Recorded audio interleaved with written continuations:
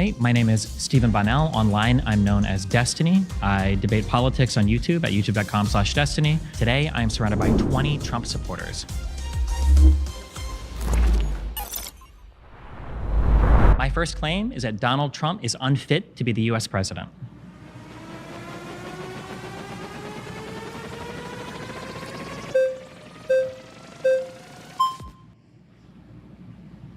Pleasure to meet you. Yeah, pleasure to meet you. All right, so you say that President Trump is unfit to take the presidency. Why is that? I would say that one of the most important values that we have as Americans is our form of government and things like respecting the peaceful transfer of power. I think that being able to concede when you've lost an election is really important. So I would argue that the events that took place leading up to and on January 6th are in and of themselves, among a whole bunch of other actions, immediately disqualifying for the office of presidency. Okay, so Steve, let's talk about January 6th. What happened that day in your mind, and why does that disqualify President Trump? I think that Donald Trump was unwilling to accept the results of the elections. I think that he fabricated slates of electors in order to have his vice president pick him to be the winner in the Capitol building on January 6th, even though he didn't have the votes or the evidence to support it. I think that is a wholly undemocratic thing. I think that it is destructive and undermines our democratic process of governance. Do you attribute the violence on January 6th to Trump? Largely, yes. Okay, why? I think that Donald Trump had been stoking the flames a year before the election, saying that the election was going to be rigged. I think that Donald Trump stoked all of these claims basically with no evidence, and then I think that he continued to stoke the flames while fabricating them, that the election had been stolen, that there was voter fraud, and then he invited people on the day of the certification, telling them that their election had been stolen, their country was being taken from them, they needed to fight like hell, that they were going to lose everything. He knew what he was inviting them there for, he knew what he was asking them to do, he knew, yeah. He also told them to go down to the Capitol peacefully and patriotically, right? What time did protesters first go into the Capitol? What time did they first enter the Capitol? I think it was around 10 a.m., I think is when the Capitol grounds were breached. No, 2:11 p.m. No, to be clear, that's not true. 2:11 p.m. is when protesters first entered the United States Capitol. There's the grounds that were secured outside, though. Okay. Those grounds were breached while Trump was still giving his speech at the Ellipse. Okay, let's talk about the entrance of the Capitol, because that would be more severe in your mind than simply walking onto the property, right? Can you concede that point? Probably not. I think they were all really bad, but yeah. Okay, well, entering the Capitol, let's just mark that point. 2:11, what should Trump have done at that point? As soon as the Capitol grounds themselves were breached, he probably should have put out a statement on social media telling people that they needed to go home instead of telling them that Pence had failed them and basically encouraging the violence to continue. So what if I told you at 2:38 p.m. President Trump tweeted, "Stay peaceful"? He tweeted that to his supporters, "Stay peaceful." He tweeted 27 minutes later. He tweeted that after Ashley Babbitt, I believe, had already been shot and killed. Okay, so what does it mean when you tell your people to stay peaceful? They're not being peaceful. That doesn't make any sense, right? 2:38 p.m., 27 minutes after the Capitol protesters had entered, he said, "Stay peaceful." Okay, at 3:13, he said law and order. At 4:17, he posted a video saying, "Go home now." So what on earth was he supposed to have done? I'm not happy about some of the violence that we saw on January 6th, but let's put it in context. Well, Steve, wait, you just said it. You just said what he should have done. The tweet that he did at 4:17. No, that was a video. That was the third call. It was it was the first time that he told them to go home. Stay peaceful. 27 minutes after the Capitol protested into the Capitol. After Ashley Babbitt had already been shot and killed, they weren't being peaceful. Why are we saying stay peaceful? At this point, Pence had already been. How many doesn't matter. It's a red 6th? herring. How many? Hold on. Do you acknowledge that people broke into the Capitol? What do you mean by break into the Capitol? As in smashed. They entered it illegally. They broke down 100,000 people were there that day. How many were charged with crimes? 100,000 people there. How many charged with crimes? Do you acknowledge that people broke into the Capitol? How many were charged with crimes then? How many people in the BLM riots were charged with crimes? This is a red herring. No, it's not. How many people who... You said they're violent. How many were there that day? 100,000. How many were charged with crimes? It's the largest FBI investigation in history. 1,553 It's not relevant at all. Have been charged with crimes. How can you say they were all violent? It's not relevant. How can you say they were all violent? The first people that got into the Capitol, did they break in? Is January 6th your only reason why he's unfit? Wait. Did the first people into the Capitol break in? Is January 6th the only reason he's unfit? Are you unwilling to answer that question? Is January 6th the only reason? Are you unwilling to answer? You can say yes, you don't want to answer it, and then move on because you know the implications are terrible for you. That's fine if you want to. The reality of the situation is... The reality of the situation is people broke into the Capitol. They delayed the certification of the vote. What is the number one issue for voters? They delayed the certification of the vote. Did they not? It doesn't... The vote was certified? Was it not certified? Was there a delay in the certification? Was there a delay in the certification? It was because the National Guard showed up and they kicked the people out after Donald Trump was forced to tell them they were going home after watching them break in for 3 hours and do nothing. By your own admission, let's have a productive conversation. No, we're not having a productive one because you're not answering any of my questions. Keep going. Okay. Yeah, I asked you a very simple question. The first person that got into the Capitol who wasn't allowed in, how did he get in? They walked into the Capitol. No, they broke in with a riot shield that he's stolen from an officer. Okay, and that makes President Trump unfit for office. Do you acknowledge that that happened? Are we living in the same reality right now? Do you acknowledge that that happened? There was violence on January 6th. I acknowledge that. There was 100,000 protesters. I'm making a specific claim. 1,500. Do you know what 1 + 1 is? I do. What is 1 + 1? I think it's 2. Okay, good. Okay, I think. we can answer a question. But math is racist. Math is racist, The first person that got into the Capitol building, how did they get in? You are arguing that Trump is unfit. Hey, let's try this. Do you know what 2 + 2 is? It's 4. Who was the first person into the Capitol building? How did he get in? Why not just say he broke in? Is your entire argument about January 6th yes or no? Well, my biggest argument right now is that conservatives are delusional and they don't exist in the same reality that we do. Why must you attack 75 million voters? Pause. You've been voted out by the majority. Please return to your seat. Thank you. Yeah, thanks. I'm glad we agree that there's a problem with the asylum system. And I actually... Well, we don't agree. I think that, but... Well, I'm agreeing with you that there's a problem with the asylum system. Okay. I actually think you care. I've been following you for a while. I actually think you deeply care about this issue and how it's affecting the American people. I do believe that sincerely. What is for the tens of millions of folks who are going to watch this video, just what does asylum as a process represent to you? What does it mean to qualify legitimately for asylum? To legitimately qualify for asylum, there's like official characteristics for it, but basically the place that you're fleeing, you're being persecuted for some characteristic or trait that we think that you obviously shouldn't be persecuted for, and you're facing like severe threats to your existence. And so you have to flee the country, and then you're basically coming to the United States saying like, I'm basically stateless, I can't go back to my home, like me or my family's at risk, and can you, basically take me in and me become a citizen that way, basically. That's exactly right. You're fleeing racial, religious, ethnic persecution. Absolutely. Poverty wouldn't count as asylum. It's a fact. Poverty doesn't count. You have to be fleeing a particular type of persecution. If poverty is a coincident factor there, but the persecution is key. Sure, I'm gonna hesitantly agree with you, but like let's say you're facing poverty in like Syria, where it's like a collapsed state, then it's like I can see that being different. But in general, yeah, if you're just poor, you probably shouldn't be able to come here and seek asylum for that. Absolutely. Agree with that. And so that's why 90% of asylum claims are rejected. Let's talk about Remain in Mexico. You brought up that you think it was a failure, it seems. Yes. Why is that? One, I think there were a lot of lawsuits in the United States that were starting to look promising, I think, in terms of overturning it. I think the ACLU had gotten a victory in the 11th Circuit or the 9th Circuit. And then also because just the number of people that were being kept out from Remain in Mexico, I want to say the total number over, I think it was like 3 years, was like 30 or 40,000. It wasn't that many altogether. But isn't that actually a sign of its success because it was a successful deterrent? Think about it this way, Stephen.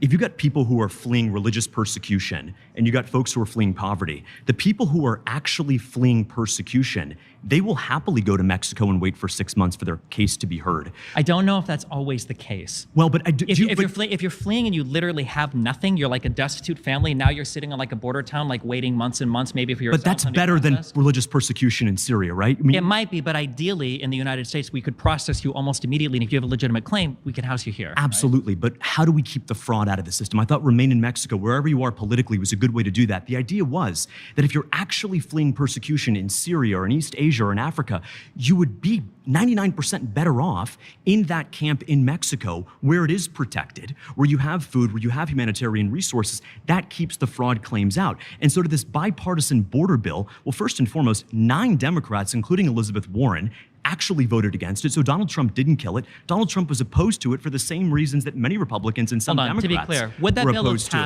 bill have passed without Donald Trump telling Republicans not to vote for it? No, it would not have. Okay, that's completely and totally incorrect. What's your proof of that? Listen, let's just talk about the substance of it. The proof is that like it would have passed. People like McConnell, people like Cruz are literally saying like we're not voting on this bill because Donald Trump has told us to pull the plug on it. But the idea was that it was going to pass. So what would that bill have done to deter the fraudulent asylum claims that are keeping out legitimate folks who are fleeing persecution? Well, I think that right now the biggest, there's an amalgamation of laws that make it so that because the asylum system is so backed up, I know that if I go to the United States, even if my claim is total bullshit, I can run to a port, claim that I'm an asylum seeker, and I know that they can't process me right now, so I get a slip saying, okay, we'll come back to court in a year or two, and it's like, I'm in, and you're done. At that point, you just disappear, right? But if they could process you almost immediately, you show up and you're like, hey, I'm a asylum seeker. It's like, oh, cool, we'll come talk to the judge. You're like, okay, well, f me. Then the motivation to come in and try to get in fraudulently that way, I think dramatically decreases. And one of the big things that the bill helped with was providing a lot more judges that would be allocated for these things and a lot more funding for it, et cetera. So just to correct that point, there weren't actually judges. They were funding custom officers who don't have law degrees, who are biased one way, who are more likely to approve asylum claims that might end up proving fraudulent. I think. Wait, hold on. Who processes the asylum claims? If eventually you have to sit in front of a judge. No. And just clearly here. Customs officers under the bipartisan border bill would be then given authority to process these claims. They don't have law degrees. They aren't judges. Judges typically kick these cases, but in this particular bill by Langford, it would actually be customs officers. Customs officers would make the final decision on whether or not a person gets into the And that's country? how you build up capacity, because you couldn't hire more immigration judges. There aren't enough people in the country to take those I think you judges. can. I think the issue is that the judge number has been capped since, I think, the 80s or the 60s in terms of how many judges are allowed to hear these claims. So we haven't had more funding that was allocated Why towards not actually. bring back remain in Mexico? It absolutely works, Stephen. Because I don't think it necessarily works, number one, because not that many people were kept out. And number two, even as a matter of policy, I don't know if the idea to the country to the south, he was like, hey, listen, there's not people coming to asylum. We're going to go ahead and store them in your country while we wait and process it. Yeah. I don't know how even Mexico would feel about that. I don't know if the conditions would necessarily be safe for those people either. Because I thought that one of the claims that I heard so much from the Trumples was how unsafe all of these like border towns had become because of so many people building up there. So why would you want to stick a legitimate asylum seeker there and keep them there? Would you agree that if somebody was coming here to legitimately seek asylum, and it was a legitimate case, that it would probably be good to take them in and house them immediately? In an ideal world, absolutely. But we need to also separate those who are abusing the system. Again, 90% of those claims are fraudulent. But So then shouldn't we increase the funding to process those claims as quickly as possible? I think the deterrent is better in Mexico. But Stephen, let's agree to disagree, okay? Okay. Great.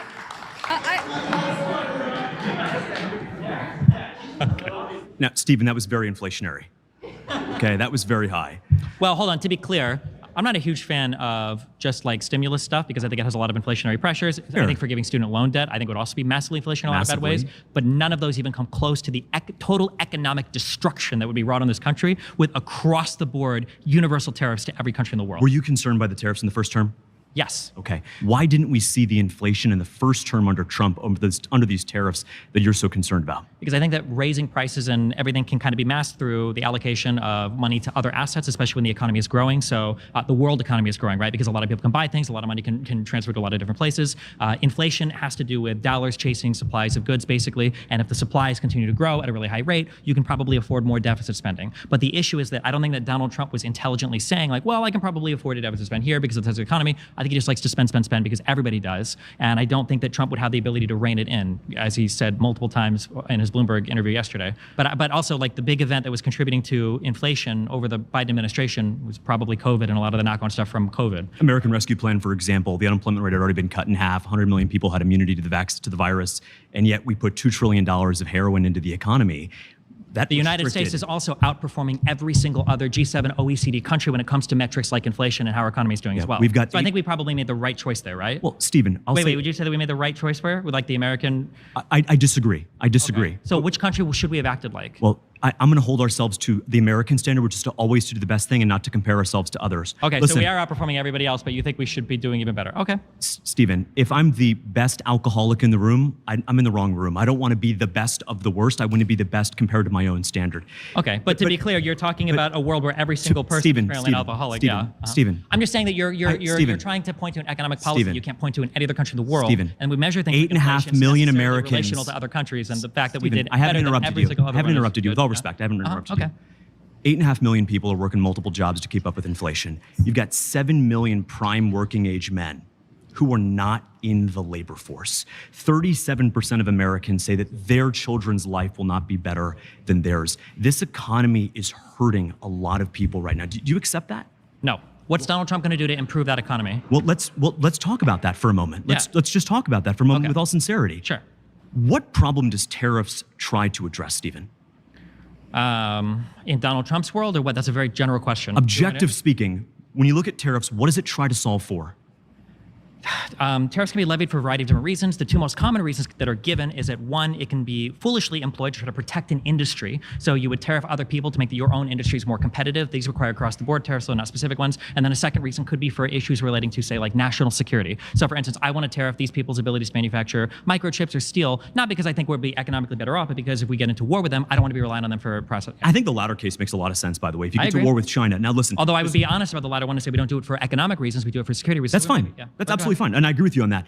Does China have tariffs on us? Yes. Does Europe have tariffs on us? Yes. It's not free trade when they're rigging it against us and charging us to send our products over there. So the question is, Stephen, if they're putting tariffs on us, hurting our workers, hollowing out places from Middletown, Ohio to parts of Appalachia, why can't we put in place a deterrent that says, look, if you're going to rig the system against American workers, we are going to level the playing field. We got a real problem in this country, by the way. If this was, hold on, real quick. But Stephen, I want to just, Stephen. You asked me a question. Whatever economic plan or whatever you're talking about using tariffs, sure, I'm fine with that. Yeah. Whatever you're saying, that was nothing to do with the Trump administration. What you're saying is you're talking about getting into a tariff war to try to bring tariffs down or to force somebody to engage in negotiations to bring tariff down in order to re-enter trade agreements, kind of like when Donald Trump renegotiated NAFTA into the U.S. Mexico-Canada trade agreement, right? And but you know however, but you can't just say Stephen, Donald Trump doesn't say the threat of tariffs that's great, to bring them to the Donald negotiating Trump is table. not talking about using tariffs to get more people to negotiate. He wants to create an autarky. That's his goal. Do you acknowledge that Donald Trump wants us to manufacture everything at home?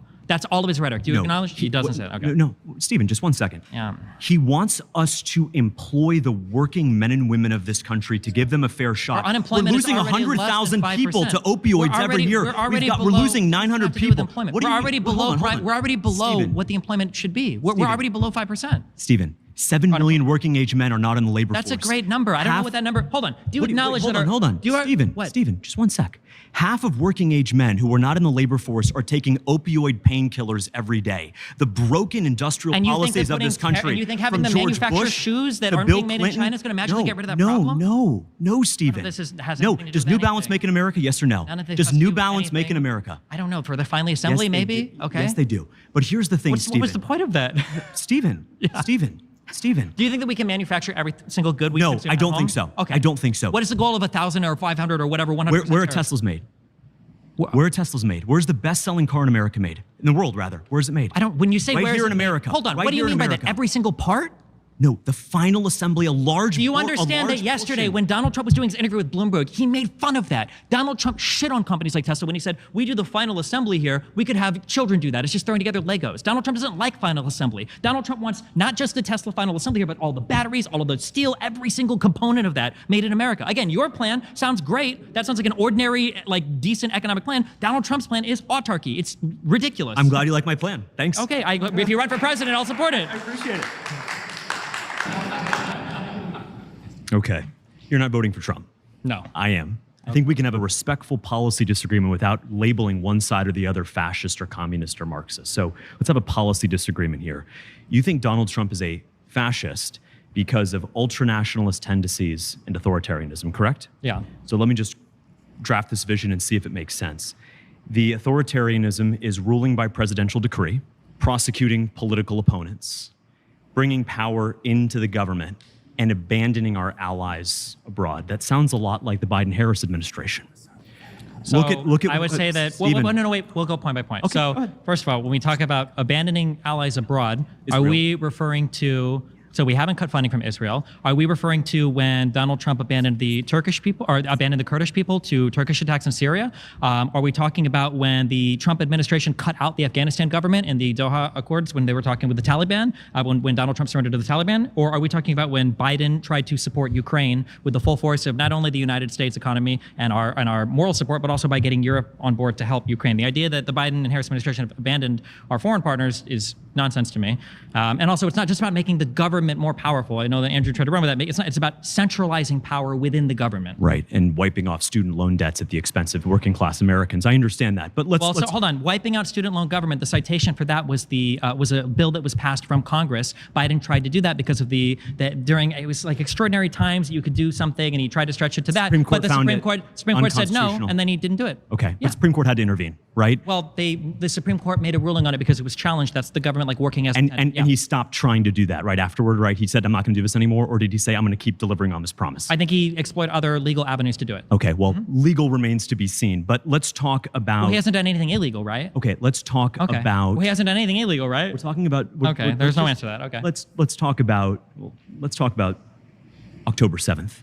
October 7th would not have happened if President Trump was in office. Ukraine would not have been invaded by Russia if President Trump was in office. You can call him crazy, you can call him anything. He was an effective deterrent because he understood, Stephen, a little thing we like to call peace through strength. Here's the truth. The truth is October 7th probably happened likely because of Trump and his policies. Well, why is... Holy moly, why is that? Why is that? Yes, please. The reason why is because Donald Trump engaged in more reckless behavior with Israel that only encouraged Israel's expansionism without doing anything to actually address the Palestinian problem. For instance, Donald Trump agreed to moving and recognizing the moving of the embassy to Jerusalem that instigated everybody in the region, including the Palestinians, which is why you saw the whole border riots, the Great March of Return that erupted over the year protesting that. And then Donald Trump, along with Kushner, tried to help Israelis negotiate multilateral peace agreements or more bilateral peace agreements for the Abraham Accords, again, while cutting out the Palestinians. All of this just continued to drive the Palestinian plight further and further because they saw more and more allies being isolated from them. They saw no recognition out from the United States.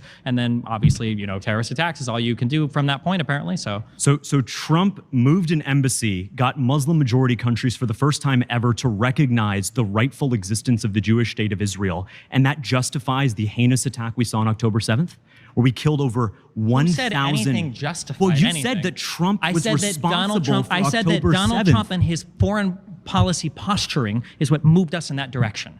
President Biden was in office for 3 years before October 7th happened. How possibly could that be Trump's What did fault? Biden do to contribute to the conditions that made October 7th happen? Very clear, very clear. Iran was only exporting 150,000 barrels of oil a day under Trump. Now they're exporting 1.6 million. They're making hundreds of billions of dollars a year more. That emboldens them to give their proxies weapons, money, and the vigor to attack the Jewish state. And that is unacceptable in the international community. Let me tell you So something you about think that President the Trump. only you think No, that let me Hamas, tell you something think about the only President reason Trump. that Hamas Let me tell attacked you Israel, you think something the only reason they were able to do it is because of increased Iranian funding? Who funds Hamas? In part, it's Iran, but Hamas gets funding from all sorts of different adventures. funds Iran? They were Who getting funds Hamas? they get money from Qatar, right? Who funds? Okay. Who funds Right? Hamas? Of course they do. Right? Probably Who gives more money, I think. No. It might have been Qatar, I think, Steven. actually. Well, they give them a Ritz-Carlton hotel room. But listen, No, they were transferring a whole lot of money to the Gaza Strip. That was one of the big things, one of the big scandals that Netanyahu was involved in, was allowing that money to pass through to the Gaza Strip Steven, under let's his just do some supervision. quick logical reasoning here. If Iran gets more money, that's good for Hamas, right? You agree on that? Come on. Broadly speaking. Broadly speaking, yeah, come on. Just concede one thing, Steven. Come on. Broadly speaking, probably, yeah. Okay. All right. There's more that at play here That's that I'm fine. not even sure if you're aware of. So the IRGC, the Iranian Revolutionary Guard Corps, has some amount of money that's guaranteed to it, regardless of whether exporting or importing as a And you know country. what? And you know In what? general, I agree with you. Sure, yeah. And you know what? I am glad that President Trump ordered the assassination of Qasem Soleimani, because that man is responsible for death and destruction. The targets he made on the Jewish state were completely unacceptable. Steven, I don't even think the targets he made on American citizens in Iraq was unacceptable. I have no love lost for Soleimani. I'm glad the dude's dead. I'm not going to sit here and defend it, but Donald Trump doesn't do anything good foreign policy-wise for Israel. He doesn't have a vision for the region. That's why he had to basically leave all of it to his son-in-law Kushner. Why was Crimea annexed under Obama? Why was Ukraine invaded under Biden? And why did nothing happen under Trump for 4 years? It was a complete stalemate, complete stability. Crimea was still occupied, right? Okay, but it was annexed under who? Hold on. It was still occupied, right? Of course, but let's be wait. realistic. There was there was a civil war that was raging in the Donbass the entire time, right? Accelerate? Did it accelerate? Was there new land Yes, claims? there was more, not new land claims, but the civil war in the was Kyiv Donbass. being bombed? Was No, Kyiv being but the bombed? civil war in the Donbass was still going on. What did Donald Trump do about that? The world is safer under Nothing. President Trump. It The world was absolutely- it safer absolutely under is not. President Trump. The world knows that, Stephen, and the world's going to show that on November 5th. Okay. Yeah. Actually, you know what? This one, right over here.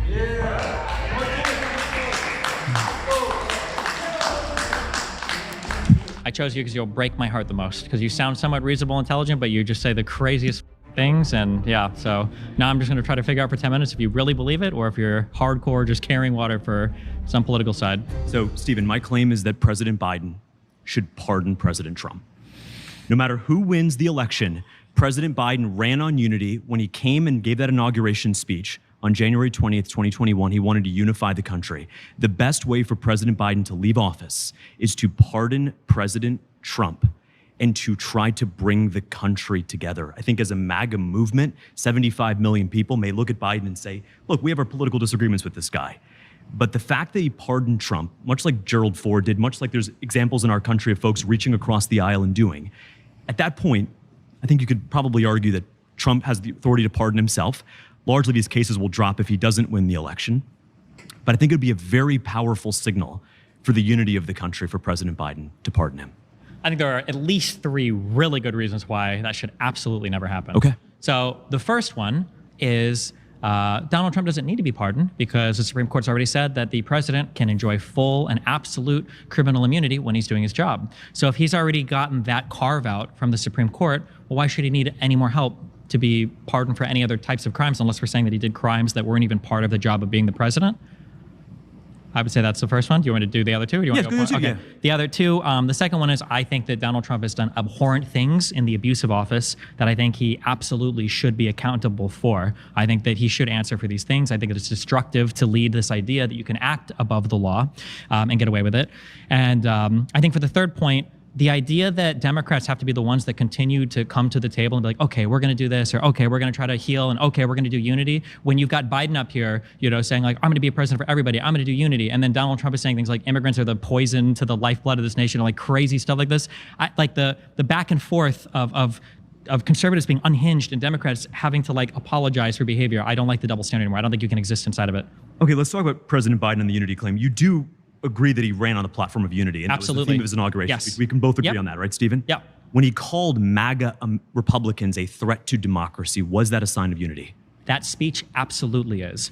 And really? Yes. Why if you so? read the whole speech, he says over and over again, in a totally pointless manner, and I'm aware, because I'm part of the TikTok culture as well, he said over and over again, not even most Republicans are MAGA Republicans. When he said MAGA Republicans, he was talking about the subsection of people that deny the results of the last election, that don't even believe in things like institutions or peaceful transfers of power or the country operating as like a cohesive unit. He spells out over and over again that he's not talking about all conservatives, but people just clip that one line and then the picture with the red behind him and say, oh my God, look at what he was saying. As a matter of fact, though, 72% of Republicans believe that there were serious issues in the 2020 election, just as a matter of empirical fact. But why do they believe that? Well, but just as a matter of empirical fact. So you've got 70% of 75 million people believe that. You are still making a very wide and sweeping statement about working class Americans, black, white, Hispanic Americans, saying that they're a threat to democracy. I don't know if all of them necessarily don't believe like hardcore that there was like voter rigging as opposed to the media was biased or something, because Trump kind of used to dance around those claims. Sure. But for as much as people believe that there were issues with the election, it's because Donald Trump told them. That's it. And a lot of the lies that started out in the Trump camp, we know now were completely and wholly fabricated. Everything having to do with that State Farm video was a total lie from the very beginning. Everything having to do with Dominion voting machines was a total lie from the very beginning. There are so many of these claims that when you look at the genesis of them, they were either fabricated or were maliciously constructed. But doesn't President Biden have an obligation to be a president for all Americans, even those who vehemently disagree with him? When you say vehemently disagree, yes. But for people that don't believe in the results of the election, this is the issue, is that conservatives have pushed the boundaries of what you can tolerate in a society that can function together, right? If a conservative wants to come out and say, I think that we need small government and I don't believe in the government, providing all this relief and all this or whatever, and I think we should have small government or whatever, okay, I disagree with that, that's fine, whatever. We can still exist together and we can argue, okay? But when people are saying, I'm not, there was a phone call into a radio show where the guy's talking about his father-in-law is turning away FEMA because he thinks that FEMA is going to steal his house. We are breaking down institutions to a point to where we can't function. We need institutions as much as we might hate them. We need them to function, and conservatives spend every breath undermining them, and that is becoming dysfunctional. I don't know what you're supposed to do in that circumstance. Well, I think what you can do is, and I'm not saying this isn't without risk, there's certainly some negative optics to it, but I would say that gesture, I'll tell you, you take away the ammunition from one side if you say, I'm going to extend the olive branch. And by the way, even if it's purely ceremonial and symbolic, even if the president can end up pardoning himself, even if President Trump wins, then the question becomes, why doesn't Biden do that as a symbol of genuine unity? Genuine unity. Stephen. I don't think there is an olive branch that would be accepted. I don't think anybody would see it as any type of, I think that arguably, I've seen back and forth on this, that Merrick Garland probably dragged his feet on prosecuting Trump and in appointing Jack Smith and in all the charges that were filed. And that was a massive mistake, that he shouldn't have waited on that should have been something he moved much quicker on. But because of this obsession with liberals and the media to appear unbiased and to be nice to both sides and to treat both sides equally, even when, in my opinion, obviously one side is acting far more recklessly, it's destroying the country. We talked about Israel-Palestine earlier. We can talk about like children in the store. When somebody is acting inappropriately or they're acting out of line or they're behaving in a way that is unsustainable, that behavior has to be brought in line somehow. You cannot run a ship when half the people are trying to row in the other direction. And right now, conservatives are undermining every single facet of this country. And I don't know how we're supposed to function in that environment, right? Where we say like, okay, well, we're going to go ahead and pardon Trump. What if we pardon Trump and then he just commits more crimes? Or what if we pardon Trump and then the next Republican president goes, well, I can probably get away with it because they're going to cuck out for unity in the end, so it'll be great, right? What do you do at that point? I disagree with you on conservatives threatening the country. I would even say that Democrats don't threaten the country. I think most Americans want a secure border, an economy that works for everybody, good education. To your point about, quibbles over tax policy and regulation, do you believe that a supporter of the deportation of illegal migrants falls into that category of a radical conservative? I think that's a radical position, but I don't think that's like a beyond the pale position. Okay. I think it's done for a variety of reasons, but no, I don't think it's beyond the pale. Right. And I mean, look, Axios Ipsos found this in April that 55% of Americans, not just conservatives, Americans support the mass deportation of illegal migrants. 46% of Democrats do. Why do you think that is when you look at places like Chicago and New York? Why longtime I think it can be for a variety of reasons, but again, this isn't an issue. It's like the minimum wage. I think that we probably need a minimum wage, but I don't think that agreeing or disagreeing on this makes you un-American. Same thing with like abortion, right? Even, which is way more charged. I don't think it makes you un-American. Things like immunity for crimes for the president, that's a deeply un-American value, that the president can't be charged with criminal behavior, even in the role of his job. That, in my opinion, that's deeply un-American. The undermining of all the institutions, that America should have no role as like a world leader, that the way that we look at immigrants as enemies, or that we don't want to trade with anybody because you just want to, that these things are not, I wouldn't say the trade thing. I would say that like the immunity thing are a really big one. The idea of America needing to recede from the world is a big one. The idea of like the weaponizing of all of the DOJ that Trump wants to do, these are things that deeply concern me. Talking about terminating the Constitution and all of these things, yeah. So we can have our disagreements. There's a lot there we could pick up. We've only got a couple minutes Pick left. one, yeah, you're good. Or but you are an American. I'm an American. I believe that you love this country. I believe that you want the best for this country, the best for your family. Donald Trump wins on November 5th. Genuinely, what is one piece of advice you give him? If Donald Trump wins, what is one piece of advice that you give him? Donald Trump, after he's gone, will have family members that remain in this world that carry his name through the world. He will have a legacy, he'll have a reputation, and that the way that he acts in his last 4 years as president will be remembered for the rest of history, for as long as America continues to exist, and that he has an opportunity in his second term at least to right some of the wrongs of the first term, or to prove people like me wrong at least when I said that the United States would become an authoritarian hellhole or whatever else. That he has an opportunity to prove people like me wrong, and I hope that he would take advantage of that. I think that'd be great. I think that would be great for the country, to tell you the truth. Is there one policy, one position that you agree with Donald Trump on, even remotely? The problem is I just don't like his thought process. So there are going to be things that we agree on, but like we're going to agree on them for totally different reasons. What's an example I think. of that? Like in general, I'm not as big on like DEI or affirmative action type stuff. I think for a variety of reasons has a lot of different issues. I think that having a secure border is really important. Arguably one of the most important things about having a country is having a border.